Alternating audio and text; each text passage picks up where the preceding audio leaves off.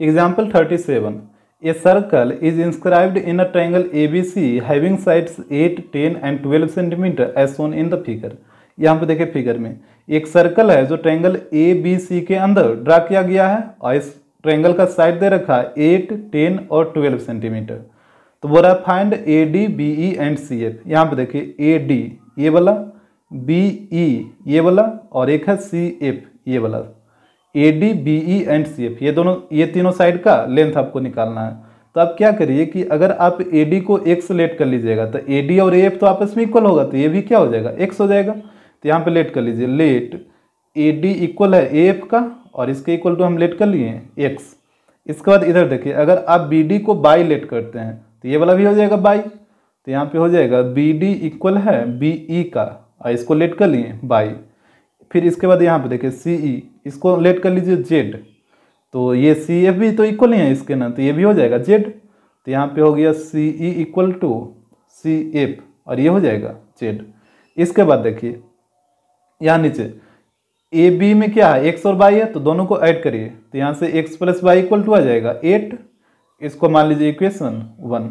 इसके बाद इधर देखिए y प्लस जेड, इसको ऐड करिएगा तो यह आ जाएगा 10। तो यहाँ पे y plus Z equal to आ गया 10, इसको मान लीजिए इक्वेशन 2। इस साइड देखिए ये दोनों को ऐड करिए तो x प्लस जेड, इसको ऐड करिएगा तो x plus Z equal to आ जाएगा 12। तो यहाँ पे आ गया x plus Z equal to 12, इसको मान लीजिए इक्वेशन 3। अब तीनों को ऐड कर दीजिए, इक्वेशन 1 प्लस 2 प्लस 3। तो तीनों को ऐड करिएगा तो LHS वाला LHS के साथ ऐड होगा, तो ये हो जाएगा x plus Y plus Z plus X plus Z. ये इधर ऐड करिए तो ये हो जाएगा 8 प्लस जेड, ये 10 प्लस 12। यहाँ पे देखिए x और x दो बार आया तो ये 2x हो जाएगा, y प्लस वाई 2y और z प्लस जेड 2z। तो इसको डायरेक्ट लिखें 2 into X plus Y plus Z हो जाएगा। जैसे 2x 2y 2z होगा ना और दो कॉमन लीजिएगा तो ये x plus Y plus Z हो जाएगा। इस साइड ऐड करिए तो 12 प्लस 8 20 या 20 प्लस 10 30। तो ये कटेगा 15 बार में, तो यहाँ से हो जाएगा x plus Y plus Z equal to 15। इसको मान लीजिए इक्वेशन 4। अब इसके बाद आप क्या करिए कि बारी बारी से इक्वेशन 1, 2 और 3 का वैल्यू इक्वेशन 4 में पुट करिए। तो सबसे पहले इक्वेशन 1 का वैल्यू इक्वेशन 4 में पुट करिए। यहाँ पे हो जाएगा put value of equation 1 in 4।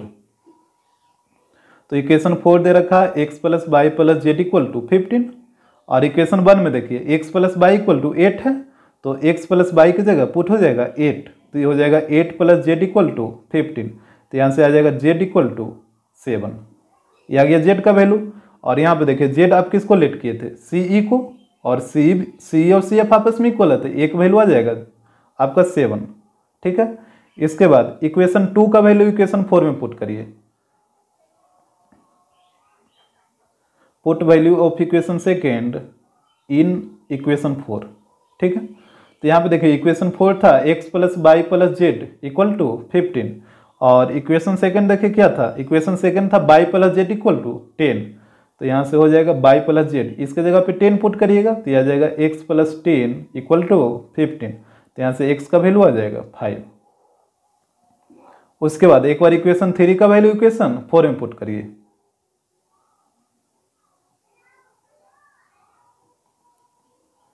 तो इक्वेशन 4 दे रखा था x plus Y plus Z equal to 15 और इक्वेशन 3 था x plus Z equal to 12। तो यहाँ पे x और z ये दोनों की जगह पुट करिए 12। तो ये हो जाएगा 12 प्लस वाई इक्वल टू 15। तो यहाँ से वाई का वैल्यू आ जाएगा 15 माइनस 12, तो ये आ जाएगा 3। तो यहाँ पे देखिए फिगर में आपको निकालना था एक AD और AD को आप लेट किए थे x और x का वैल्यू आया 5। तो AD का लेंथ आ जाएगा 5 सेंटीमीटर। उसके बाद एक आपको निकालना था BE। तो यहाँ पे देखिए BE को लेट किए थे बाई और यहाँ पे बाई का वैल्यू आया है यहाँ पे देखिए 3। तो ये हो जाएगा 3 सेंटीमीटर। इसके बाद एक और आपको निकालना था CF और CF को आप Z लेट किए थे और Z का वैल्यू आया 7। तो ये हो जाएगा 7 सेंटीमीटर। एक चीज़ यहाँ पे ध्यान दीजिएगा कि बुक में ए बी हम 8 लिए हैं, बुक में ए बी को 12 लिया है और इसको 8 लिया है और इसको 10 लिया है, जिस वजह से आंसर मिसमैच हो जाएगा। लेकिन आपको उससे मतलब नहीं रखना। यहाँ पे देखिए जैसे क्वेश्चन में तो दे ही नहीं रखा है कि कौन साइड का वैल्यू कौन है, तो एक को 8, एक 10 और एक 12 दे रखा, तो हम एक को 8 ले लिए थे, एक को 10 और एक को 12।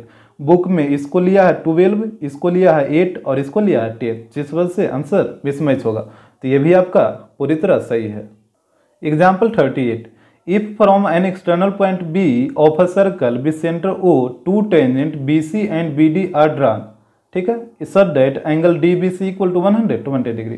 देखिए फिगर में कह रहा है एक सर्कल है जिसका सेंटर ओ है, एक्सटर्नल पॉइंट बी से दो टेंजेंट एक बी सी और एक बी डी ड्रा किया गया है, और इस प्रकार से ड्रा किया गया है कि एंगल डी बी सी है 120 डिग्री, डी बी सी ये वाला एंगल दे रखा 120 डिग्री। तो बोला prove that O B equal to होगा 2BC का, ओ बी इक्वल टू होगा 2BC।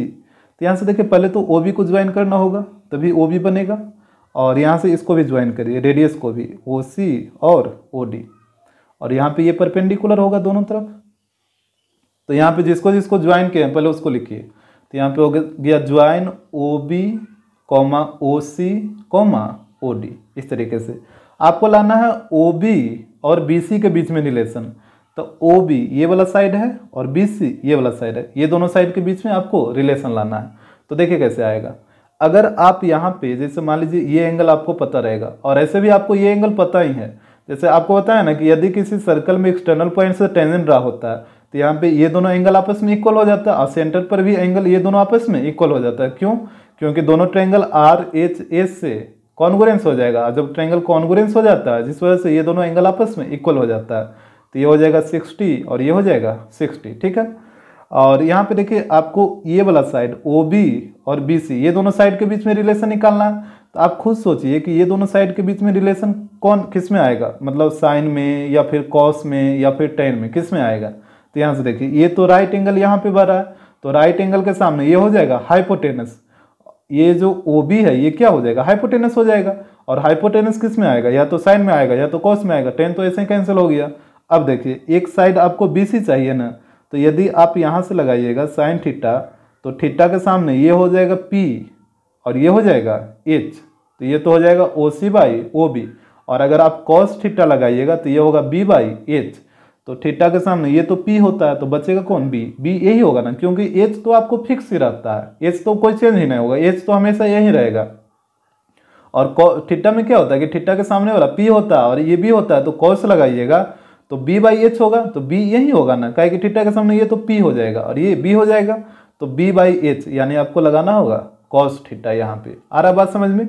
तो पहले आप क्या करिए कि दोनों ट्रायंगल को कॉन्ग्रुएंस करके ये दोनों एंगल को इक्वल शो कर दीजिए यहाँ पे। तो यहाँ पे चलिए इन ट्रायंगल, ऊपर वाला triangle O B C and नीचे वाला ट्रायंगल लीजिए तो ओ बी डी, दोनों ट्रायंगल को कॉन्ग्रुएंस प्रूव करिए। तो यहाँ से देखिए बी सी और बी डी आपस में इक्वल हो जाएगा, B C equal to B D, ये है टेंजेंट, तो ये इक्वल हो गया। इसके बाद देखिए ये 90 डिग्री भी आपस में इक्वल हो जाएगा, एंगल सी इक्वल हो जाएगा एंगल डी का, ये है 90 डिग्री, ये हो गया राइट एंगल, और ये हो गया था साइड। और एक देखिए ओ बी दोनों के लिए आया है, उस ट्रायंगल में भी और इस ट्रायंगल में भी, तो ओ बी कॉमन हो जाएगा, तो ओ बी बराबर हो जाएगा ओ बी का, ये हो गया कॉमन। और ये देखिए ये जो ओ बी है वो 90 के सामने है ना, और 90 के सामने वाले को क्या कहते हैं हाइपोटेनस कहते हैं। इधर भी देखिएगा ओ बी, तो ये भी 90 के सामने है, तो ये हाइपोटेनस का काम करेगा, तो ये हो गया हाइपोटेनस। तो यहाँ पे हो जाएगा so triangle O B C congruence triangle O B D, ठीक है। और जब दोनों ट्रायंगल कॉन्ग्रुएंस हो गया, यहाँ पे हो गया बाई आर एच एस से, और जब दोनों ट्रायंगल कॉन्ग्रुएंट हो जाएगा तो इसका कोरिस्पोंडिंग एंगल इक्वल हो जाएगा। तो यहाँ पे देखिए कोरिस्पोंडिंग एंगल, आपको पता है कि ये दोनों साइड आपस में क्या इक्वल है, तो जब ये दोनों साइड ये रेडियस है ना, तो दोनों आपस में इक्वल होगा, दैट मीन्स कोरिस्पोंडिंग साइड। और कोरिस्पोंडिंग साइड के सामने वाला एंगल कोरिस्पोंडिंग एंगल, तो इस साइड के सामने ये एंगल है, इस साइड के सामने ये एंगल, तो ये दोनों आपस में इक्वल हो जाएगा। तो पूरा 120, तो एक हो जाएगा 60 और एक हो जाएगा 60। तो यहाँ पे दोनों एंगल का नाम लिख लीजिए। So angle O B C equal हो जाएगा एंगल ओ बी डी का, इक्वल टू 60 डिग्री का, ठीक है। इसके बाद देखिए यहाँ से चलिए, आपको ये दोनों साइड के बीच में रिलेशन लाना है। देखिए ट्रायंगल को बाहर निकाल लेते हैं, आपको क्लियरली आएगा समझ में। ये इस तरीके से है, बी है, सी है, ओ है, और यहाँ पे बना 90 डिग्री। और आपको पता है 90 डिग्री के सामने जो साइड होगा वो हाइपोटेनस हो जाएगा, और यहाँ पे थीटा है 60 डिग्री। तो यदि आप यहाँ पे कॉस थीटा लगाते हैं, कॉस 60 डिग्री, तो कॉस थीटा क्या होता है, बी बाई एच। तो थीटा के सामने ये है पी, तो ये हो जाएगा बी, तो ये हो जाएगा B C upon O B, यही होगा ना, बी हो जाएगा बी सी और एच हो जाएगा ओ बी। यहाँ पे कॉस 60 का वैल्यू पुट करिए, तो ये होता है 1/2, और बी सी की जगह बी सी और ओ बी की जगह ओ बी रहने दीजिए। यहाँ से क्रॉस मल्टीप्लाई करिए, तो ओ बी इक्वल टू हो जाएगा 2BC। यही तो आपको प्रूव करना था। तो यहाँ से आपको ध्यान देना है कि रिलेशन कौन सा आएगा, साइन आएगा, कॉस आएगा, टेन आएगा, इस तरीके से आपको चेक करके। Example 39, find the locus of the centre of a circle which touch a given line at a given point. करा सर्कल के सेंटर का लोकस फाइंड आउट करिए जो कि एक गिवन लाइन के गिवन पॉइंट को टच कर रहा है। देखिए सबसे पहले समझिए कि लोकस क्या होता है, ठीक है। देखिए लोकस क्या होता है, लोकस एक ग्रुप ऑफ पॉइंट होता है। लोकस का मतलब होता है एक ग्रुप ऑफ पॉइंट, हमेशा याद रखिएगा, लोकस का मतलब होता है एक ग्रुप ऑफ पॉइंट। जैसे आप सर्कल का जब डिफिनेशन पढ़े होंगे तो वहाँ पे बताया गया होगा कि सर्कल जो होता है वो एक लोकस ऑफ पॉइंट होता है in which each point is equidistant from the centre.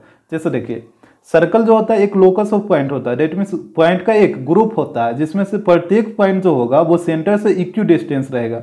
That means यदि इस पॉइंट का डिस्टेंस 5 है तो सारे पॉइंट का डिस्टेंस 5 रहेगा, हर एक पॉइंट का, किसी भी पॉइंट का आप ले लीजिए। तो सर्कल ये लोकस वही होता है, एक ग्रुप ऑफ पॉइंट होता है, ठीक है। आप यदि कोई लाइन ड्रा करते हैं तो ये लाइन क्या है, एक लोकस ऑफ पॉइंट से मिलकर बना हुआ है। यदि आप इस line co dot dot dot show करिएगा तो आपको पता है ना कि लाइन पे जो होता है वो इन्फिनाइट नंबर ऑफ पॉइंट होता है, तो यही इन्फिनाइट नंबर ऑफ पॉइंट होता है, इसी को बोलते हैं locus of point. Locus of point का मतलब हमेशा याद रखिएगा ग्रुप ऑफ पॉइंट, ठीक है।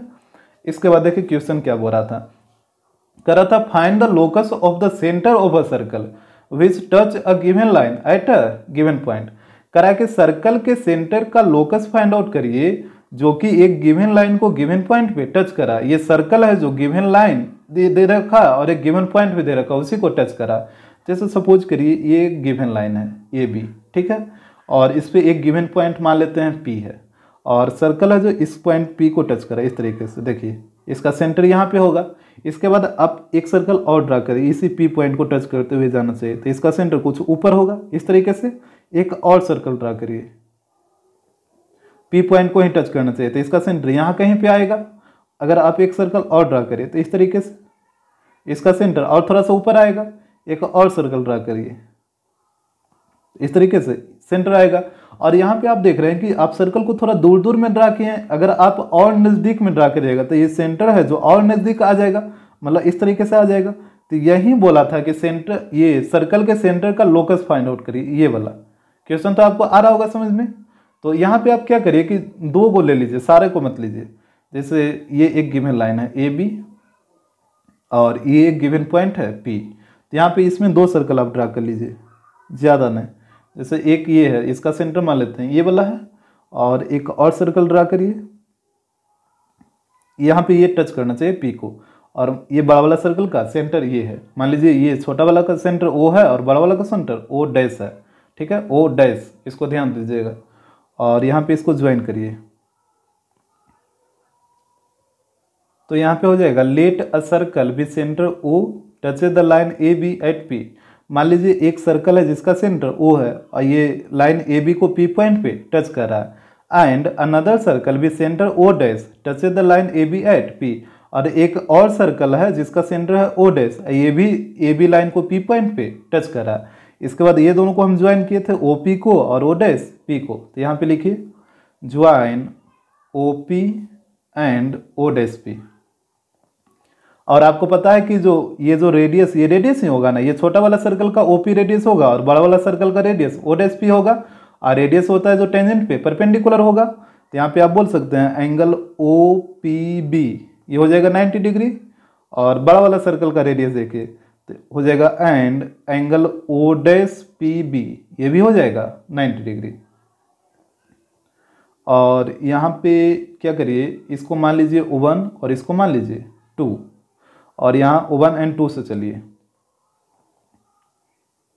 तो यहाँ पे आप देखिएगा कि angle O P B equal हो जाएगा angle O dash P B का, क्योंकि दोनों का RHS इक्वल है तो LHS भी इक्वल हो जाएगा, यानी एंगल ओ पी बी ये वाला एंगल इक्वल हो जाएगा ओ डैश पी बी का, ये दोनों एंगल आपस में इक्वल होगा। और यहाँ पे देखिए ये दोनों एंगल ओ पी बी और ओ डैश पी बी ये दोनों एंगल आपस में इक्वल तभी होगा जब दोनों ये जो ओ और ओ डैश है ये दोनों लाई करेगा ओ डैश ओ पी ये लाइन पे लाई करेगा ये दोनों पॉइंट, तभी ना ये दोनों एंगल आपस में इक्वल होगा।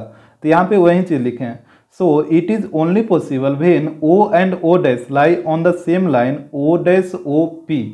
यहाँ पे ओ और ओ डैश दोनों same line O dash O P इसी लाइन पे लाई करेगा, तभी ये एंगल ये ओ पी बी और ओ डैश पी बी ये दोनों एंगल आपस में इक्वल होगा। तो यहाँ पे आप देख रहे हैं कि सेंटर का जो लोकस है वो सेंटर का लोकस कौन कौन है, एक ओ है और एक ये ओ डैश है, यही है ना सेंटर का लोकस। और यदि आप और भी बहुत सारा सर्कल ड्रा करेगा तो इसी तरीके से और भी पॉइंट बन जाएगा इस तरीके से। तो यहाँ पे आप देख रहे हैं कि ये जो सेंटर का जो लोकस है ये एक परपेंडिकुलर लाइन है, ये देख रहे हैं ना, ये लाइन क्या है, एक परपेंडिकुलर लाइन है क्योंकि यहाँ पे 90 बना रहा है। तो यहाँ पे जो सेंटर का जो लोकस है ये एक परपेंडिकुलर लाइन है जो कि गिवन लाइन के गिवन पॉइंट ऑफ कॉन्टेक्ट पे ये परपेंडिकुलर है। तो यहाँ पे यही चीज हो जाएगा। तो यहाँ पे लिखिए hence required locus of centre is a line, जो लोकस ऑफ सेंटर है वो एक क्या है, लाइन है, perpendicular to a given line at a point of contact. ये जो लाइन है वो गिवन लाइन के पॉइंट ऑफ कॉन्टेक्ट पे परपेंडिकुलर है।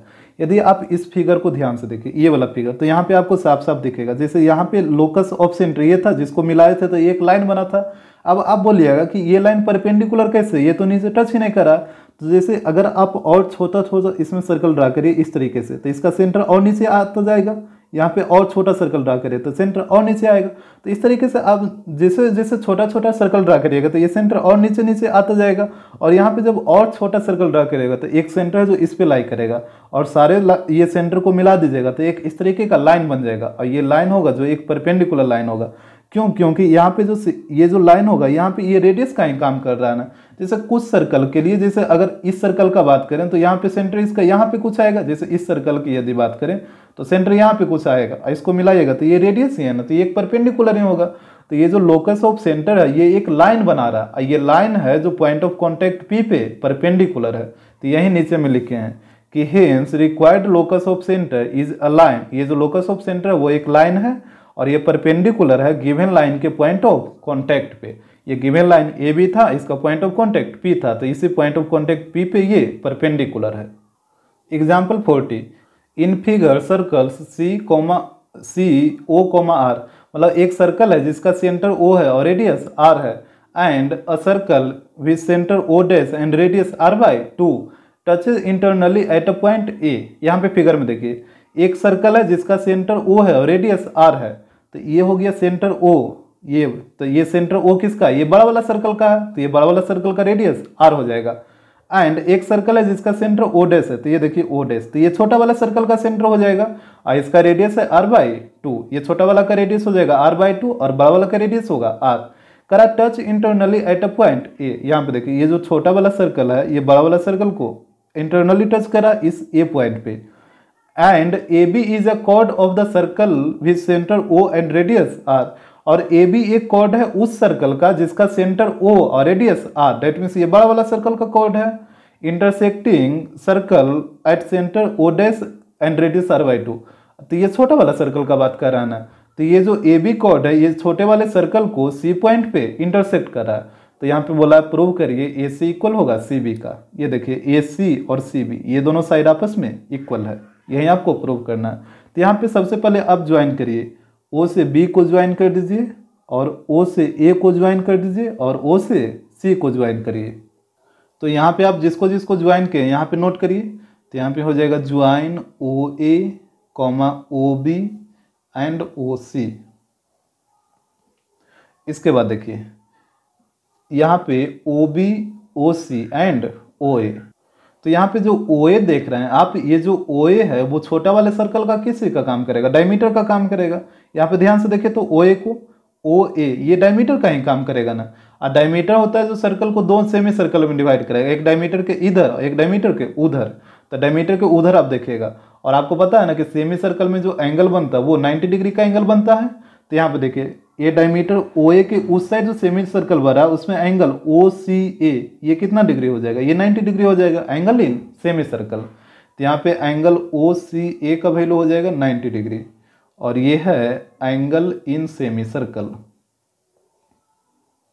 ठीक है, इसके बाद देखिए जब इस साइड 90 तो उस साइड भी कितना बनेगा, 90 बनेगा, क्योंकि ए बी कॉर्ड है तो ये एक स्ट्रेट लाइन ही होगा, तो इस तरफ 90 बना तो उस तरफ भी 90 बन जाएगा।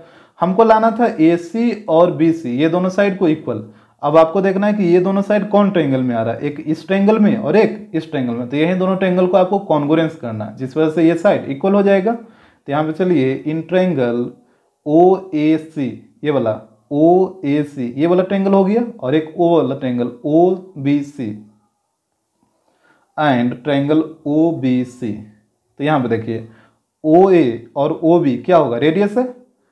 यहाँ पे रुक जाइए एक मिनट, बड़े वाले सर्कल का रेडियस आर था तो इसको आर से शो कर दीजिए, ये भी हो जाएगा आर, और छोटे वाले सर्कल का रेडियस था आर बाई 2, तो इसको रहने दीजिए। तो ओ ए और ओ बी आपस में इक्वल हो जाएगा क्योंकि ये बड़े वाले सर्कल का रेडियस है, तो ओ ए इक्वल टू हो गया ओ बी। और इसके बाद देखिए यहाँ पे ओ सी और ओ सी दोनों के लिए है तो ये तो कॉमन हो जाएगा, ओ सी इक्वल हो जाएगा ओ सी का, ये हो गया कॉमन।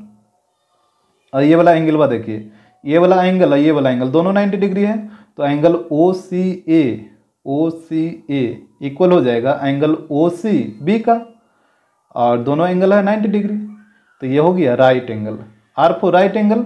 और यहाँ पे देखिए ओ सी जो साइड था ओ सी ये साइड हो जाएगा, और ओ ए और ओ बी को देखिए ओ ए और ओ बी, तो ओ ए किसके सामने 90 डिग्री के सामने है ना, और ओ बी को भी आप देखिएगा तो ये भी 90 डिग्री के सामने है, तो 90 डिग्री के सामने वाले साइड को क्या कहते हैं, हाइपोटेनस। तो ये जो रेडियस था ये हो जाएगा हाइपोटेनस।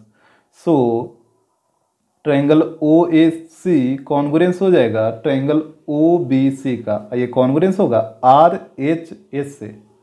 ठीक है, ये कॉन्ग्रुएंस हो जाएगा आर एच एस से, और जब दो ट्रायंगल कॉन्ग्रुएंस होता है तो इसका कॉरेस्पॉन्डिंग साइड इक्वल हो जाता है। तो यहाँ पे देखिए जब दो ट्रायंगल कॉन्ग्रुएंस हो गया तो कॉरेस्पॉन्डिंग साइड कौन कौन, तो यहाँ पे ये वाला साइड हुआ ये वाला साइड हुआ, ये दोनों कॉरेस्पॉन्डिंग साइड हो जाएगा। क्यों, क्योंकि देखिए ओ ए और ओ बी आपस में तो इक्वल हो गया था रेडियस की वजह से, तो ये दोनों कॉरेस्पॉन्डिंग हो गया, और ओ सी कॉमन था तो ओ सी का कॉरेस्पॉन्डिंग हो गया, तो बचा कौन, एक ए सी बचा इस ट्रायंगल में और उस ट्रायंगल में बी सी बचा, तो यही दोनों ने कॉरेस्पॉन्डिंग होगा आपस में।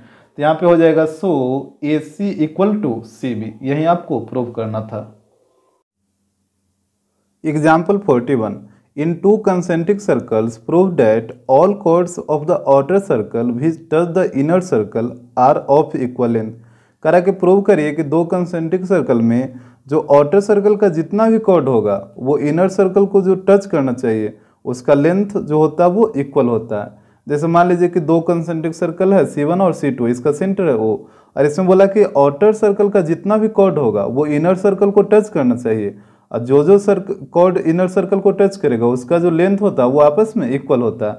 जैसे यहाँ पे आप दो कॉर्ड ड्रा कर लीजिए, जैसे मान लेते हैं एक कॉर्ड ये है इनर सर्कल को टच करा, और यहाँ पे एक और कॉर्ड ड्रा कर लीजिए ये भी इनर सर्कल को टच करा, एक का नाम ले लीजिए ए बी और एक का नाम ले लीजिए सी डी।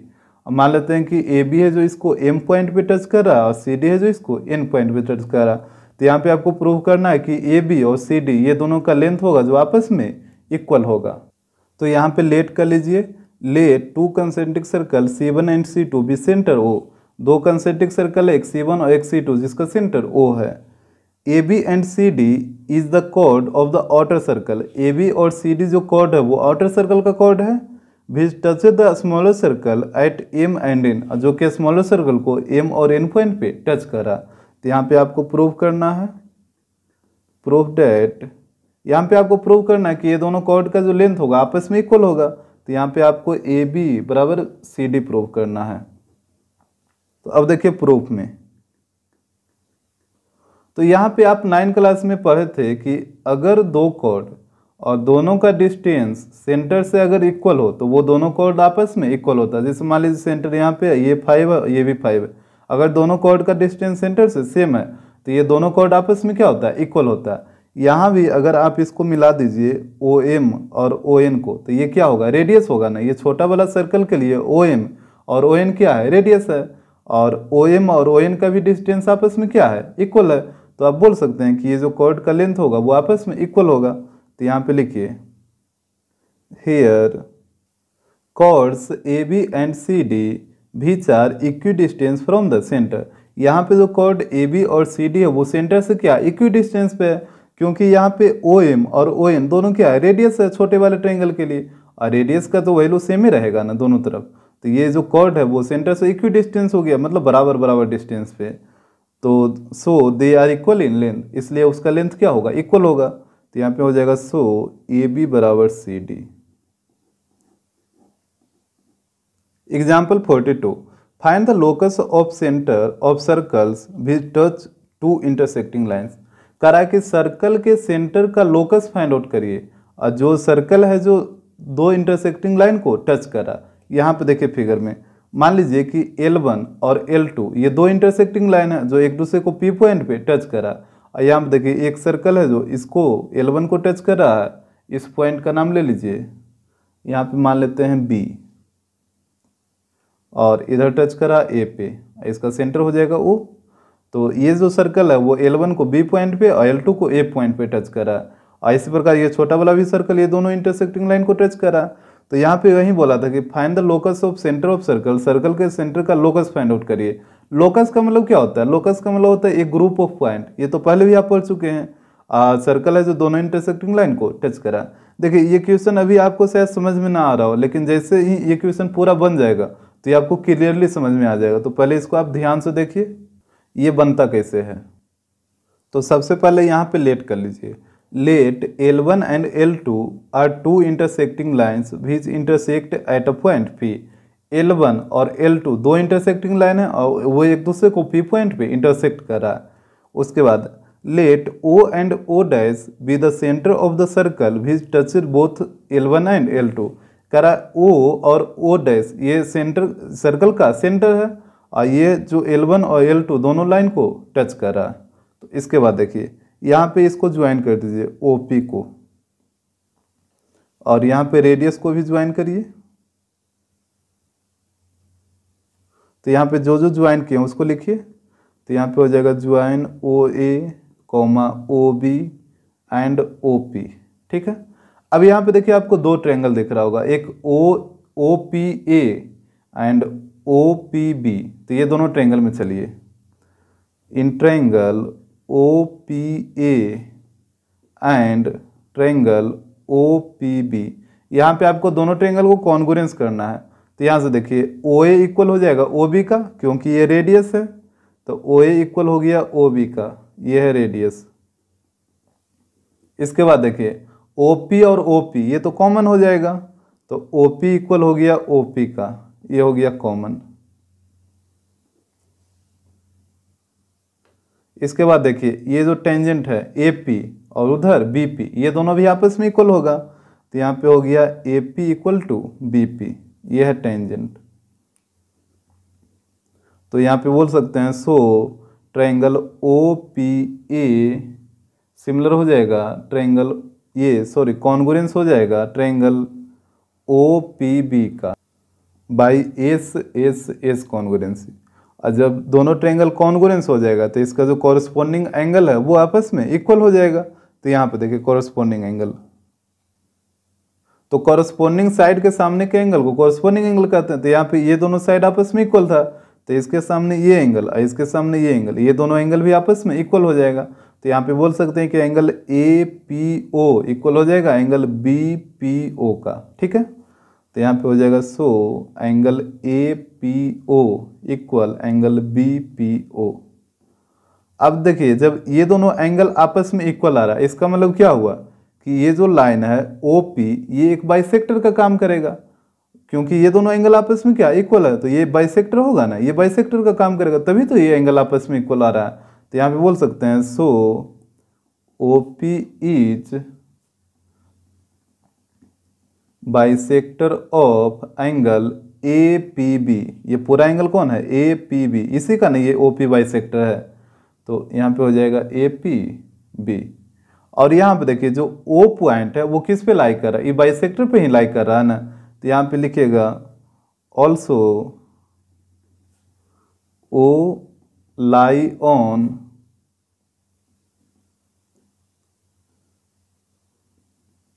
Bisector OP.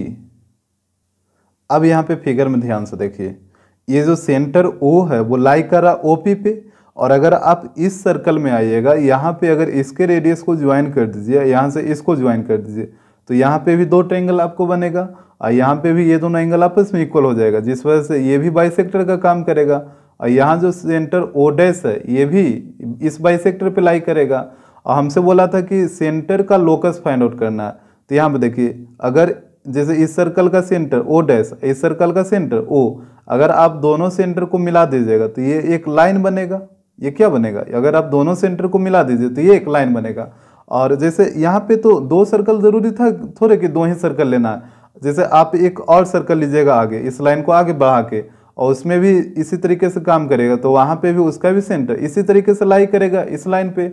और ये लाइन क्या है, ये एक बाइसेक्टर है। इसका मतलब हुआ कि ये जो लोकस जो फाइंड आउट करने बोला था वो एक लाइन भर रहा है, वो एक लाइन भर रहा है ना। जैसे आप बड़ा सर्कल ले लिए तब ना, अगर आप छोटा सा सर्कल लेते, इतनी छोटा, फिर और थोड़ा बड़ा करते, फिर और बड़ा करते, तो सबका जो सेंटर आता वो यही बाइसेक्टर पे ही लाई करेगा। ठीक है, मतलब सारे सेंटर को मिला दीजिएगा इस तरीके से, सबका सर्कल का सेंटर को आप मिला दीजिएगा तो वो एक लाइन बनेगा। ठीक है, अब वो जो लाइन होगा वो इस एंगल को क्या करेगा, बाइसेक्ट करेगा। तो यहाँ पे हो जाएगा hence required locus is a line. जो लोकस हमको फाइंड आउट करना था वो एक क्या है, लाइन है। और लोकस का मतलब हुआ ग्रुप ऑफ पॉइंट है, यहाँ पे सारे ग्रुप ऑफ पॉइंट क्या है, सेंटर आ रहा है, और सेंटर को जब हम ज्वाइन कर रहे हैं तो वो एक क्या बना, लाइन बना। तो वही चीज़ यहाँ पे लिखा गया कि hence required locus is a line bisecting the angle between given line. और जो दो लाइन दे रखा था उसके बीच जो एंगल बना उसको क्या कर रहा है, ये बाइसेक्ट कर रहा है। आप फिगर में ध्यान से देखिए, यहाँ पे जो लोकस था ये दोनों सेंटर जो आया था, लोकस का मतलब ये सेंटर मतलब सर्कल का सेंटर, आई सर्कल का सेंटर दोनों को आप मिला दिए तो वो ये क्या बना, लाइन बना। ये जो लाइन है वो इस एंगल को क्या करा, बाइसेक्ट करा। ये दोनों लाइन मिला के जो एंगल बना रहा है, जैसे ये दोनों लाइन मिला के इस साइड ये वाला एंगल बना रहा है और उस साइड ये वाला एंगल बना रहा है। ये जो लाइन है वो इस एंगल को ही बाइसेक्ट करा, इधर से इस एंगल को ही बाइसेक्ट करा। इसका मतलब जो रिक्वायर्ड लोकस आया वो एक लाइन आया, अब वो इस एंगल को बाइसेक्ट करा जो दोनों लाइन के बीच में बन रहा है। और ऐसे भी देखिएगा तो लाइन क्या होता है, लाइन एक ग्रुप ऑफ पॉइंट ही होता है। जैसे ये एक लाइन है तो इस लाइन में क्या है, लाइन में बहुत सारा पॉइंट है, बहुत सारा पॉइंट से मिलकर बना है ये एक लाइन। तो इसी तरीके से तो जब आप इसको और बारीकी से समझना है तो आप क्या करें ना कि एकदम छोटा सा सर्कल लीजिए, फिर और एक थोड़ा सा बड़ा, फिर और थोड़ा सा बड़ा, फिर और थोड़ा, इस तरीके से आप करके देखिएगा ना तो आपको और ये क्लियरली समझ में आएगा कि सारा सर्कल का सेंटर एक लाइन पे लाई करेगा और उस लाइन को मिलाइएगा तो वहीं एक बाइसेक्टर वाला लाइन बनेगा जो इस एंगल को क्या करेगा, बाइसेक्ट करेगा।